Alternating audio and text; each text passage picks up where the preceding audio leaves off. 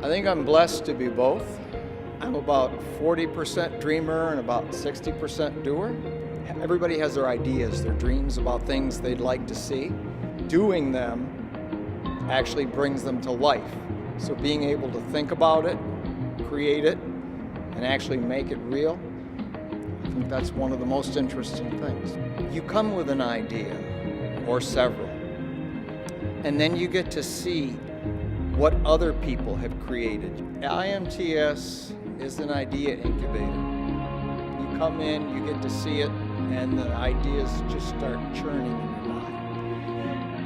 And pretty soon it reaches that plasma phase where it goes from, I've got enough information, I gotta go do this. You get to touch, you get to see, you get to feel, you get to do, you get to talk to people, you get to interact, you get to bring it all together.